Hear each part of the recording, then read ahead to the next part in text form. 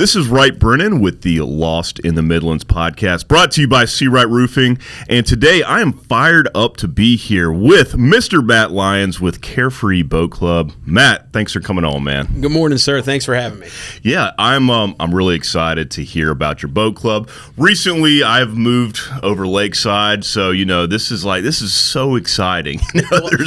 It is exciting, and this for me. I found your podcast, and I'm kind of like, "Hey, this guy's doing something cool, right?" Oh, so thank you.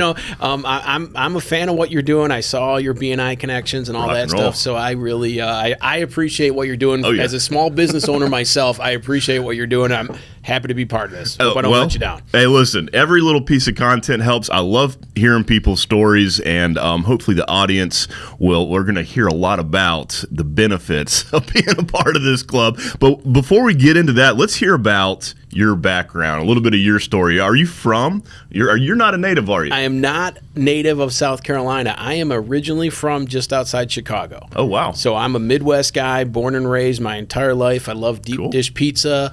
I think both the Cubs and Sox and Bears need a lot of help. But I grew up, I like to tell people I'm a 1985 Bears fan. Okay. I'm a 1990s Bulls fan. Awesome. But we moved down here. It was just after 2021, Yeah. My wife and I were planning on moving somewhere for better weather, better taxes, better politics than Chicago, but we had kids, Yeah. and we were going to wait till they were both out of high school. And then we figured out when COVID happened, we hated everything Illinois was doing during COVID. Our kids were home for like 2 years, and my wife came home one day and said she's done. We have a very small window when my daughter graduated high school and my son was graduating 8th grade that we could leave and just start his high school somewhere else. And my daughter was going to college anyway, so we could go anywhere. Right. And we decided that we were going to look at areas while she looked at colleges. Cool. So the fun, true story is we were looking at coastal Carolina, which she had an interest in that. Yeah. We left that morning about 10, 11 o'clock, driving to Clemson. She had an interest in Clemson. And on the way, we needed lunch. And we were looking on our phone, and I'm like, hey, there's this place on this lake called Catfish Johnny's. That sounds like a place we should go have lunch. And literally, we were eating lunch, and my wife looks at me and says, we should move somewhere like this. And my response was, we could just move here. I was in outside sales. It didn't matter where I lived. The company I worked for, I covered all of the U.S. Wow. So as long as my rule was put me 90 minutes to a major airport, other than that, I still travel for work. We'll go anywhere you want to go. Like, that was our plan. Yeah. I want better taxes in Illinois, which wasn't hard to find. And so we... fast forward maybe 4 or 6 months, we decided this is where we're going. We started looking for a house. We found a local awesome realtor who was super helpful. And when the kids graduated high school and 8th grade, we came here that summer. No kidding. And my only regret is I didn't do it 30 years sooner. It's awesome. People have been great. Yeah. The area's been wonderful. The lake is exactly what we wanted. So we couldn't be happier. Man, Catfish Johnny's, they changed the course of history, didn't they? They changed my history. And it really was exactly what we were looking for. Yeah. Like a super casual place right on the water. It's still maybe my favorite place on the water. And I say that knowing that I'm involved in 2 locations where we have a Carefree Boat Club that I know the owners of those restaurants, and I love those restaurants as well. Yeah. Catfish just has a really cool vibe. Yeah. I like what they do. I like how they're laid out. I like their mudslides, and I'll continue to enjoy it. I'll probably be there this Sunday. Yeah, fantastic. Let me ask you, do you meet people who kind of on that same journey? They're like, they were just traveling through and like, you know what? This is the place. Yeah, I've met a ton of people from another area that all have a different version of the same story. Yeah. They all went through I want to find somewhere to move to. Yeah. And for one reason or another, the Midlands became that kind of solution. And I think it's a combination of the people. It's a good melting pot of people from everywhere, which is kind of neat. And then the property taxes for your primary resident is awesome. Yep. And from an outdoor standpoint, not just Lake Murray, you're 2 hours from almost everything you want to do. 2 hours to a beach, 2 hours to a mountain of some sort, 2 hours to whitewater raft, 2 hours to... You're really like, this is pretty centrally located. And I've actually found like I had to go to Florida, and I was looking at flights, and I'm like, it's just easier to drive. All of a sudden, I'm only 6 hours from where I got to be in Florida. Like, that's not, so it's not a bad drive, I guess. I wasn't used to that in the Midwest. In the Midwest, you're flying everywhere because there's not much within 3 or 4 hours of you. Interesting. All big cities are spread. Exactly. Lots of land out there, lots of space. Yep. Cool. Okay.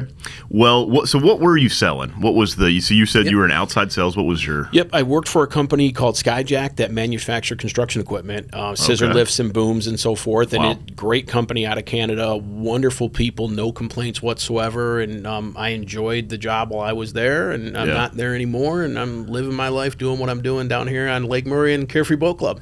Rock and roll. Sales is a fun job. It is. Sales is a lot of fun. It's a good place for an average guy with ADD. Like I was never a great student. I was never anything, but it's super social. So if you're a social person, sales is a great place to be. And if you're fortunate enough to work for a good company or sell a product or a service you believe in, it's a super easy job. Yeah. If you're trying to sell something you don't care about, it sucks. That's just the best way to say it. You know what I mean? That's why like copier sales are super hard for people, right? Because no one's passionate about their copier. It's hard to get passionate. I guess you can. You can. There's a couple goofy people who can, but right on. Well, at some point, you made this transition from that sales to this new. So tell me a little bit about kind of how that came to fruition. Yep. Well, the true backstory is I am the world's worst boat owner. So coming from the Midwest, my family has owned boats our whole life, and we would have one boat for the whole family, and it would sit on a buoy at a lake in southern Wisconsin, and it would just sit there until we went up there that weekend or, the next weekend, whatever. And we never maintained the boat. And up there, because the lakes freeze, the boats got to be summerized, they got to be winterized, they got to be really taken care of. And as I got older and my parents weren't taking care of the boat anymore, it fell on me. Yep. And the simple truth is I wouldn't do any of that. Right. I'm the guy who lets a boat sit for 4 months and expect to put it in the water, and it's supposed to start right up. That's how I would think about things. And it never Probably doesn't work like that. It doesn't work like that at all. It's actually the worst thing for a boat. Okay. So I got to know my boat mechanic really well. Yeah. He became a friend, and one day he said to me, he goes, "Matt, you are the worst boat owner that I know. You should join a boat club." And I looked at him and I said, "What's a boat club? Like, do I get a jacket and a nickname? Is this like a biker gang? Because I'm all in, right?" Let's do it. Like, I had no idea what it was. But because of the way I'm built, I had to dive into it and figure it out. Yeah. So I started looking at the clubs that were up there, and I joined one. The first day out on the lake, I looked at my wife and I said, "This is awesome." Like, it was exactly what I wanted. I literally drove to a marina, hopped on a boat, took it out, came back, and walked away. Yeah. I'm like, this is right in my wheelhouse. I don't have to clean it. I don't have to back it up in a trailer. I don't have to make sure it's got a charge. I don't need to do I don't have to clean it. That's because fantastic. as a dad in this day and age, your kids aren't cleaning anything. You're cleaning everything, right? Like, I have 2 dogs, and neither one of my kids know how to pick up dog poop. It's my wife and I still doing it. In the 80s, when I grew up, my dad would make me do it, and I was terrified of that guy, and I would do it. We called him Big Guy. He was terrifying. He was a construction worker. Yeah. Here, we've just raised kids differently. Yeah. So I'm the one washing the boat. I'm the one cleaning the boat, and I hate doing all that, so I wasn't doing it. So after that, and then we were a member up there for a number of years, and then we moved down here. And at the time I moved down here, there was one boat club on the lake, and that was it. Yeah. And this is a huge lake. Yeah. And so I went in, checkbook in my pocket, ready to join. I said, "I'm here to join." They didn't have to sales pitch me nothing. I knew I'm your customer, right? Almost didn't care what the price was. Like, I work for a living, I'm good. Yeah. And they made me go through the whole tour and stuff, and I'm good with all that. And at the end, they're like, "Do you have any questions?" I said, "Yeah, what's your member to boat ratio?" And they wouldn't answer.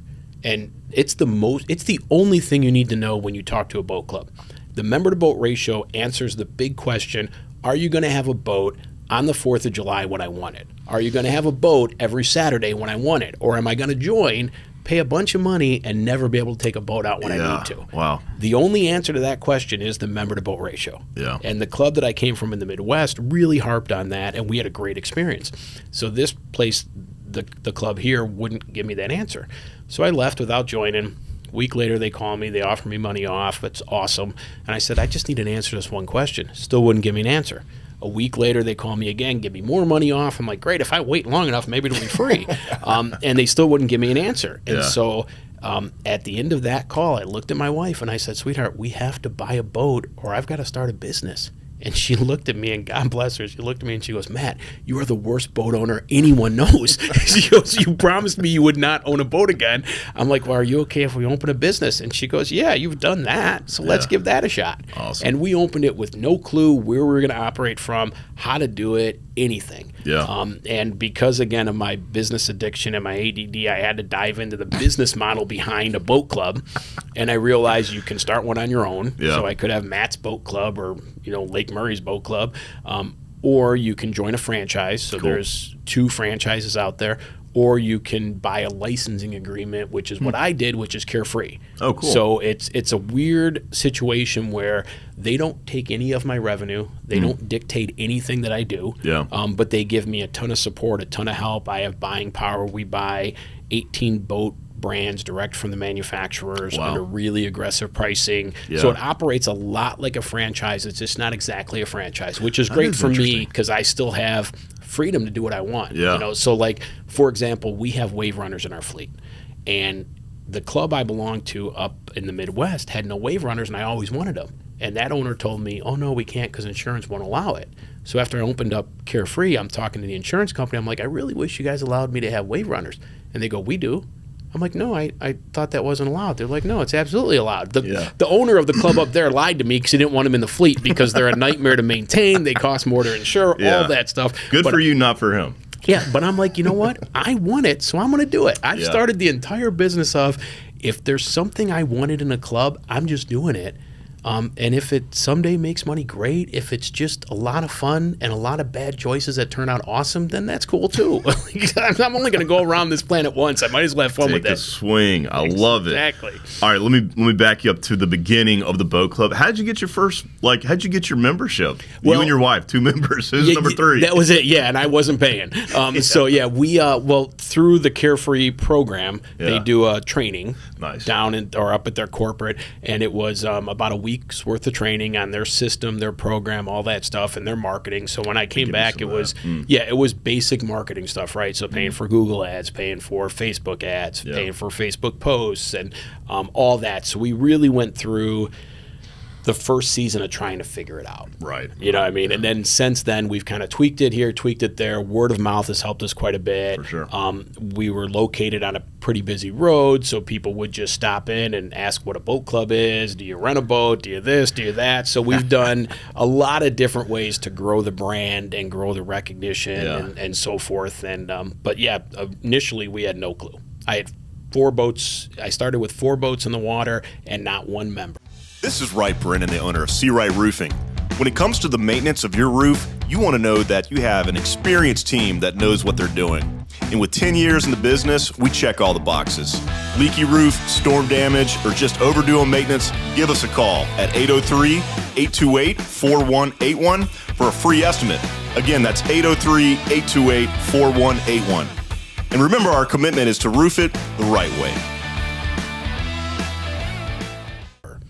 And I would go to my office right on the lake and sit there and go, well, I'm losing my ass, but I got a really cool office. You got some sweet boats, too. And I became the guy who would I bought this wild fish food. And I would, from the balcony of that office, I would feed the fish. I'm like an old man feeding pigeons, but instead I'm feeding fish, right? Yeah. And I was loving it. And then, it just, people would just stop in or call or answer a Facebook post or whatever the case might be, and we just did it person by person, day by day. And I think the first year we had about 30 members by the end of the first year, which is a pretty good growth plan. I mean, it really, I think Carefree, I won the new club of the year, whatever that means. Congrats. Which was basically just we got a lot of members, so we did more than they expected us to do. Yeah. And currently right now we've got, I believe the exact number is 38 boats in the fleet and 140 members, right about there. So excellent ratio. Yeah, and this is our start of our 3rd season. Okay. So, yeah. That is exciting. Well, you said how many boats? You said 38 boats? I think we have 38. I got a double count, 38 and 4 wave runners. That's a lot of boats. Tell me about these. But what kind of boats we got over there? We got a little bit of everything. So again, and that's part of my problem is I tend to keep buying boats. So I have to keep getting more members to justify why I'm buying boats. But we have 2 center consoles. Okay. Some people use for fishing. Some people use to just tool around in because they like driving from the center of the boat. It's comfortable for many people. We've got 2 bass boats that are fully tricked out with all the and that was really just, those were members asking, hey, can we get a bass boat? Can we get a bass boat? Yeah. And I found a deal, and I got 2 brand new bass boats that are awesome if you want to go bass fishing.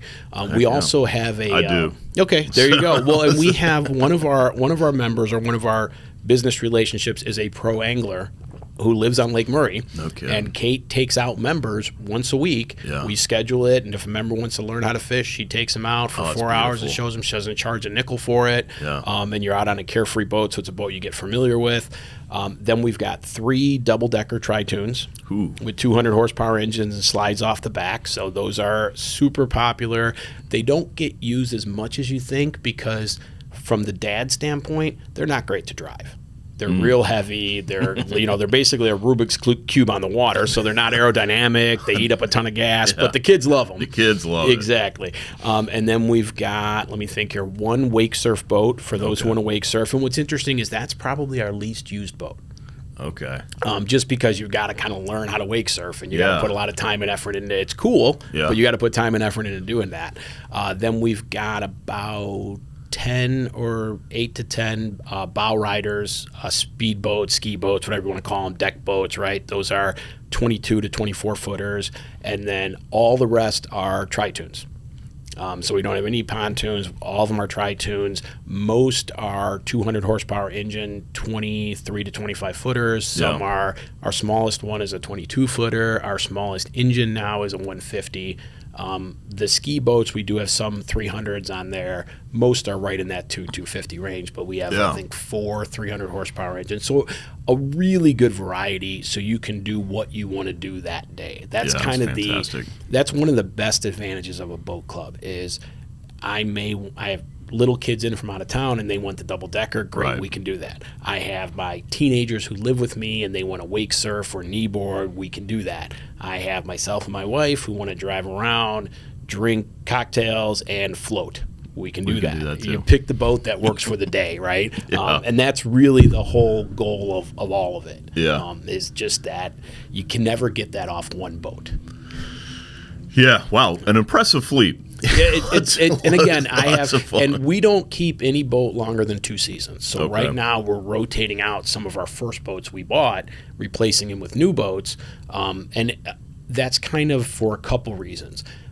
First off, I think people will treat a boat better if it's a newer, nicer boat. Yeah, they're going to be a little more careful. Yeah, if you hop on a boat with a whole bunch of scratches and dings, you don't really care about. Not just no scratch. Exactly. And then the other reason is from a maintenance standpoint, we don't let them get too old. We have to do too much maintenance because what we don't want is to have a boat down on a Saturday. Yeah. You know what I mean? That's really the worst thing that could happen to us. So we have 4 different mechanics around the lake that we work with. Cool. So that we can always get a boat in and out quickly. Yeah. And not be down on the weekends. That's always the plan. Cool. Man, you've got the setup. We also include all the water toys. So if you want a tube or a lily pad or a float or whatever the case might be, when members make a reservation, they just put it in the notes. We put it on the boat, so it's all ready to go for them. Fantastic. You mentioned to me that there's like multiple locations. In other words, you can pick a boat up at different spots on the lake. Where are those places? On Lake Murray, we've got 3 locations. Yeah. One is at Lake Murray Resort, which used to be called Spinners Cove, which is in Leesville. Okay. That's on the south side. One is on the north side at what used to be called Frayed Knot, which is now called Fat Frogs Marina. Yeah. I was fortunate enough where I was able to put together a team to buy both locations. So I personally own 1/3 of each location. Cool. And I did that so that my boat club will always have a home there. Yeah. Because the last thing you want when you have a boat club is no marina, because then you don't really have a boat club. Yeah. Our 3rd location is right on 378, not too far from Lake Murray Resort, and it's actually located at where Lakeside Restaurant is, which used to be called Fisherman's Wharf. Okay. Yep. So we have 5 boats there, probably going to 6 boats there. And I did that because our original location was at South Shore Marina. Yeah. And then that got bought by a bigger out-of-state conglomerate. Right. They had a relationship with one of my competitors, so they chose not to renew my lease. Yeah. And I had members who joined because that location was the most convenient to them, and I wanted to figure out a solution where I still was as convenient for them. And it's actually worked out better because we have gas there, and the gas is way more convenient than the way the gas setup used to be. Right. Because we'd have to go around the whole marina to fill up the boats. Now we don't have to do any of that. So, and it's less cost than what it used to be as well. So convenience. It really has. It really has been a win-win-win. I don't know how I got so lucky in a lot of things, but that could have been really bad for my business, and it's worked out great. It has worked out fantastic. Well, man, you're quite the entrepreneur. I do some crazy stuff. I just figured out, and I should say, when I mentioned the 3 locations on Lake Murray, Carefree, because we're part of that network, they've got 150 plus locations across the country. Wow. Our members can go use boats at any of those locations. So they can go to Charleston, they can go to Fernandina Beach, they can go to up to Charlotte. There's 3 locations up there. There's Tennessee locations. So they can online, they can reserve the boat at any of those locations. And we just took one out last summer up in Chicago on Lake Michigan. Sweet. And I realized that's a bad idea. Like it was way too busy, way too big of waves. I'm like, I like Lake Murray so much more. The water was freezing in July. I like Lake Murray. It's like bathwater right now. Yeah, man. Lake Murray. Kudos to an amazing location for your club. Yeah, it really has worked out well. I got lucky. I don't know what I do, or if I sold my soul to something. Some of it was luck, but some of it, I think that it's a little more. It's a combination of things. I hope so. Very impressive. Tell me about the people who are members. Like, what kind of membership do you have? Well, how would you describe them? Yep, it's a mixed bag. With 100 plus members, you're always going to get different. I would say our average member is a couple with a couple kids. With kids, you know what I mean? So probably around 40 to 50 years old is, now we do have members who are in their 60s and 70s. We do have members that are in their late 20s, early 30s. Right on. You know what I mean? So we get a good mix. A lot of the members are from somewhere else. Yeah. But we do have a number of members that were born and raised here. We have one member, his last name is a name that I see on streets. It's right off the street where I live on. Yeah. And I looked at him like, are you related to these people from this street name? And he looked at me and goes, yeah, that's my family. And I'm like, okay. Because I've also learned being here that, there's about 6 names in this whole area, and you've pretty much covered it. Yeah, I had someone introduce themselves and they were a Sheely, and I'm kind of like, okay, so there's none of you around, I don't have anything against the Sheelys. I don't really know any of them, but quite a few, that's a popular name, right? Yep. Things like that. So it becomes it's another thing that I find really interesting about this area. Yeah, is it really is a small town that all of a sudden a bunch of people move to. Right. Yeah. And at its core, it's still a small town. That's the truth. Well, tell me, okay, so you have had a lot of experience and success in your business. What would be one of the biggest challenges of growing this operation? The biggest challenge for me is focus. I'm kind of the guy that's the dreamer. And I get this idea like, this is awesome. And all I see is the Pollyanna awesomeness of it, right? And that's really, all I see is the rose-tinted, everything's perfect, and life's wonderful, and this is going to be great, and I'm going to be a billionaire. And then I get focused on something else. I'm the classic sales guy that's always going like, squirrel. And like something else takes my attention. Something else comes up, yeah. So my challenge has really been keeping myself focused. And I'm fortunate that I've built a pretty good team of people. In fact, a lot of my leadership within Carefree Boat Club were members of the club. Oh, that's fantastic. That met me through the club that I had sold a membership to. They kept coming out. I kept seeing them because on the weekends, especially when I started, I'm working the club. I'm there carrying tubes. I'm carrying things, and you get to meet members and know members and learn their story. And that's so cool. A number of them were like, "Hey, I hate my job I have here. You seem really happy and fun. Can I come work for you?" And I'm like, okay, I don't know how much I owe you. Like, let's see if the math will work, right? But as I grew and as I do things, I'm like, okay. I really think if you have the people and the idea Right. you can make any business work, because it really comes down to how good your people are. And I'm fortunate, like Pat is a member from Pennsylvania. Cool. He's been down here a few years. He's been awesome for my business. He is way more organized than I am, way more focused than I am. He fills my gaps, right? Oh, it's fantastic. Donna's another one. She handles our marketing, and she does all of our Facebook stuff that I'm too old and just not knowledgeable enough to do any of it. Like, I'm still to this day, quick backstory, in college, my roommate was a computer science major. Yeah. This is 1990. And I used to look at him all the time and say, Paul, this internet thing's not going to take off. To this day, I still say that to him. Like, I still say this internet thing's not going to take off. And he laughs because he's like the president of technology for all the Kentucky public schools and makes like $1 million a year. And he's like, yeah, Matt, you're right. This internet thing's not going to take off. So, hey, look, no one bats 1,000. yeah, exactly. It turns out it's the biggest thing in the history of humanity. Ever. And I'm like, this is never going to work, because that's back in the dial-up days where you're hearing the noise and you're getting kicked out of the chat room. Exactly. I'm like, this is never going to work. That's fantastic. As you can see, I'm a really good business guy. Well, you're in your lane.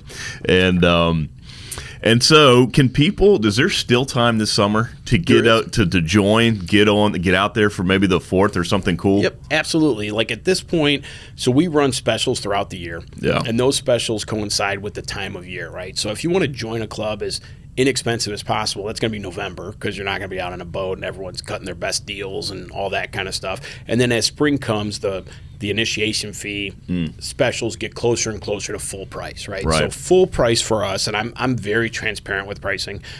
Full price for us is a one-time initiation fee of $6,000, and then $495 a month all in. Yeah. During our specials, we'll get as low as $2,000 initiation fee on the off season. Yeah. So right now, and I don't know when this will air, but it's mid-June. Next week. Okay, perfect. So mid-June, we are currently at $3,000 one-time initiation fee. Yeah. July 1st, we go up to full price, because at that point, I'll take a new member. I'd love to have new members, but I'm not marketing and pushing for new memberships, because I've settled my fleet, I've settled my team. I'm like, at that point, July and August are all ops, not sales, not marketing. Peak season. It is. It's peak season when we want to give people the best experience, right? Yeah, I see. So we'll always take members, but we're not pushing for them in July. You really want to kind of shift focus into the operations of the and that makes sense. A lot of my business I'm learning is, I call it pivoting my focus with the seasons or with the time, right? So on the off season, I need to pivot and figure out what my growth is, what my strategy is, what my selling the old boats are, things like that. I need to focus on that. Come spring, I need to focus on marketing, sales, and then when summer comes, it's all ops. So summer to me officially starts July 1st. Nice. Okay. We're almost there. That's beautiful. What changes you seen in the industry? Is this an industry that changes much? Or? It's a weird industry in that, I didn't even know it existed. The hardest part of a boat club business model is explaining to people what it is. Because again, do I get a nickname? Do I get a jacket? Is it a country club? Is it like a dance club? I don't quite. And maybe the better way to explain it, it's unlimited monthly rentals for one price. Cool. You're basically renting the boat. You're just not signing the paperwork every time and all that stuff. But you're using as much as you want, right? Yeah. So that's the hardest thing. And right now it's a neat time in our industry in that there's really only 3 players in the market. So there's basically like McDonald's, Burger King, and Wendy's. Yeah. You know what I mean? And they're all a little bit different. So Carefree happens to be the second biggest brand in the boat club world. So I kind of like that. It makes us more motivated to try to become the biggest. And it's still the only one that's a licensing arrangement, not a franchise. And I've owned franchises before, and I always felt like I was working for the franchise, not for myself. I couldn't they were telling me what color to make my carpet, what color to paint the walls. They were telling me everything that I didn't care about. And I didn't want to do, and I didn't want to spend money on, because I'm a sales guy. I want to sell whatever that product service was. Makes sense. So Carefree being a licensing program really fits for me pretty well. So we're the only one of the three, and then the third largest is about half the size of Carefree, and the largest is about double the size of Carefree. That's kind of how that market goes. Interesting. Yeah, and then there's a whole bunch of like one location mom and pops, which work for that lake pretty well, but they don't have the buying power of the boats. So that's part of the advantage. Like, we buy most of our boats 30% below MSRP. Wow. So we can keep them for 2 years in our fleet and sell them for near what we paid.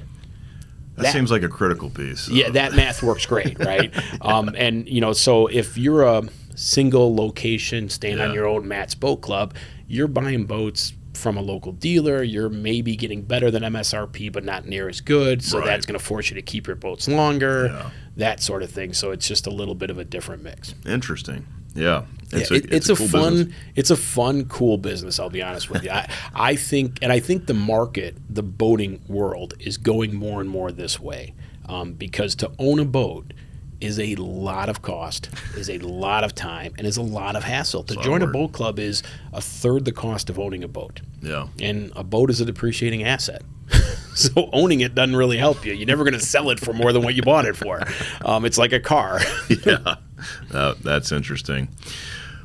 Any final message, any upcoming purchases, like any upcoming events or something that you want to tell the audience about? Yep, we've got so I've bought all the boats I'm going to buy this year at this moment. Okay, the fleet is full. The fleet is full. The memberships aren't technically gone, but I only buy more boats if for some reason a bunch of people want to come on board in July. Yeah. We do participate in all the lake fun. So like when Reggaetronics, which became Murray Palooza, when they had that, it was actually at Fat Frogs Marina, which is one of our locations. Cool. We had 6 boat club boats there. We drove members over so they could drink and have fun. We drove members back. It was all part of the program. They didn't have to buy tickets or anything. And then August 3rd, I think, is Floatchilla, which is a new on-the-water music festival. All right. We're sponsoring that as well. So we will have boats there. We'll drive members there and all that so they can drink and not have to drive. And then every Wednesday we have people who go and attend Wacky Wednesday, which is on Sandy Beach. We've sponsored, I think, 3 of those. So yeah, we're all about really bad decisions that are good all summer long. And then this fall we'll do a tailgating for when USC plays Kentucky, because my daughter, after looking at colleges a number of years back, she opted for Kentucky, which was 6 hours away from where we were moving. And the funny thing is, it was 6 hours away from where we used to live as well. So but it's in Lexington, Kentucky. Okay. So now the family's decided we can only move to towns named Lexington. The good news is every state has one, I think, so we can move anywhere. Quite a few. Yeah, exactly. Fantastic. Well, man, what an exciting business. What an exciting time for the business, honestly. It's a lot of fun. And really, this is something that probably didn't hit me till I turned 50. Yeah. And I'm like, wow, I'm gonna die someday. I might as well start having fun. And literally my entire existence now is like, let's just figure out fun stuff to do. Yeah. And if it makes money, awesome. If it doesn't, then I'll just do something else that does. I mean, I can always go back and sell something. Yeah. Because it really is like this weird world of let's just start having fun. I really moved down here and said, I'm going to die someday. I'm 53. I have friends I went to high school with who have died. Yeah. Like, let's start enjoying this roller coaster thing. And if you're not happy where you live, I tell people all the time in Chicago when they call me and they're complaining about taxes or politics or snow. I'm like, yeah, you know what's funny? There's a whole country out there you can move to. And I've got another friend in Indianapolis who came up with this concept. And whenever someone talks to him and it's something he doesn't want to say or talk about or anything, he's like, yeah, I'm just not going to participate in stupid. Like, there's no joy in trying to fight with someone, like all the political stuff and everything, trying to fight and change someone's opinion. And no, I'm just not going to participate in it, and I'm just going to have fun. Yeah. And I'm going to be a good guy. Oh, I love that. Yeah. And it speaks to the name of the club, the Carefree Club. It's positive vibes only. 100%. 100%. If you're not positive, we will kick you out. There you go. Because we don't want that. Support that. Well, man, I think I'm ready to sign up for this club. I appreciate it. I appreciate it. I appreciate you coming on the day. My gosh, what a fantastic business model. I'm like really jealous right now of what you do on the daily basis. But I do have to tell your listeners that we didn't realize it until recently, but you worked on a house that I own. When we moved here, we had a house being built, and we lived in like a temporary house that I had bought. Yeah. And when I sent you a text, it came up our last time you had texted me photos of my roof that you fixed. And I'll tell your listeners right now. I appreciate it. He fixed my roof. He did it way less expensive than I thought it was going to be because I was selling the house, and the people who were going to buy it had these issues with the roof. And I'm kind of like, I don't know what I'm going to do. It's going to cost so much. And I forget what the cost was, but it was like a third of what I thought it was going to be. I'm like, this place is great. And now I ran back into you again. So it's a small world, but I appreciate your business because it saved that sale for me so I can move into the house we have now. So thank you. Fantastic. Like you said, it's a small world. Yes, we're here to help anybody who needs a roof. Quick plug. And man, thanks for coming on. We're definitely have to have you back on in the future. It's been a lot of fun. I promise to keep doing foolish things that are fun. So there's probably another reason I have to come in. Oh, fantastic. Thanks again, man. Excellent, sir. Thank you.